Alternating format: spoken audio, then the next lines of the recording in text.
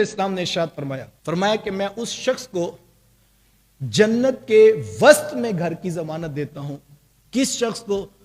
فرمایا کہ وہ شخص کے جو جھوٹ چھوڑ دے، وَإِن كَانَ مَازِحًا، اگرچہ وہ مذاق میں ہی جھوٹ بولے.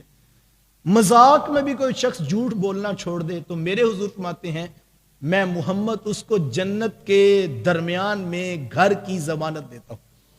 اس شخص کو جنت کے وسط میں میں پلاٹ لے کر، گھر دے کر، مکان اور محل کی ضمانت دیتا ہوں جو جھوٹ چھوڑ دے، اگرچہ کہ وہ مذاق میں ہی جھوٹ بول رہا ہوں. جھوٹ کی کوئی گنجائش نہیں. لعنت اللہ علی الکاذبین، جھوٹوں پر اللہ کی لعنت ہے، یہ قرآن نے کہا ہے. ایک حدیث میں ہے کہ فرمایا جب کوئی شخص جھوٹ بولتا ہے تو رحمت کا فرشتہ 1 میل دور چلا جاتا ہے. اتنی دور رحمتیں چلی جاتی ہیں ایک شخص سے جب وہ جھوٹ بولتا ہے. جھوٹ کی کوئی گنجائش نہیں. لیکن آقا کریم علیہ السلام کی شریعت ہماری رہنمائی کرتی ہے کہ 2 بھائیوں کے درمیان ایک شخص صلح کروانے کے لیے اٹھا تو اس کو شریعت اجازت دیتی ہے اگر وہ جھوٹ بول کے بھی صلح کروا لے تو اللہ کے نبی کی طرف سے اس کو اجازت، وہ صلح کروا دے اگرچہ جھوٹ بولنا پڑ رہا ہے. میں نے کہا مذاق میں بھی جھوٹ کی گنجائش نہیں ہے. حضور نے فرمایا کوئی مذاق میں بھی جھوٹ چھوڑ دے تو ہم اس کو جنت میں جو ہے محل کی ضمانت دیتے ہیں. اور دوسری حدیث بتاتی ہے اگر ایک شخص 2 بھائیوں کی صلح کروانا چاہتا ہے لیکن بغیر جھوٹ کے ہو ہی نہیں سکتی تو حضور کی شریعت، آقا کریم علیہ السلام کے فرامین اس شخص کو اجازت دیتے ہیں کہ تو صلح کروا دے، میں محمد تجھے جھوٹ کی بھی گنجائش دیتا ہوں.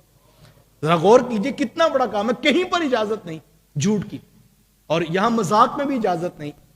تو صلح کی صورت میں کہا اور اس کی کیفیت علماء نے بیان کی ہے کہ آپ ایک شخص کے پاس گئے اور آپ نے جو ہے وہ اس شخص سے کہا کہ میں فلاں کے پاس بیٹھا تھا تو یار وہ تو آپ کے بارے میں بڑے اچھے جذبات رکھتا ہے، جبکہ حقیقت میں ایسا نہیں تھا.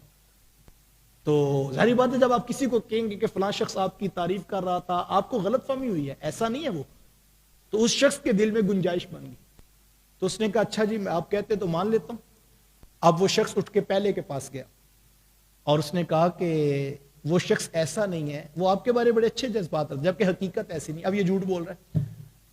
تو خیر پھیلانے کے لیے 2 بندوں میں صلح کروانے کے لیے پہلے کے پاس گیا تو کہا کہ دوسرا آپ کو بہت اچھا کہہ رہا تھا، دوسرے کے پاس آیا تو کہا پہلا آپ کو بہت اچھا کہہ رہا تھا.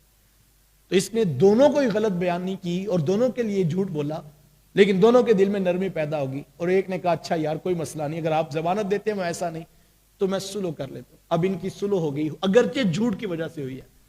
تو اسلام، شریعت، آقا کریم علیہ السلام کے فرامین اس جھوٹ کی ہمیں گنجائش دیتے ہیں کہ کسی کا خاندان ٹوٹ رہا تھا، تم نے جھوٹ کا سہارا لے کے دونوں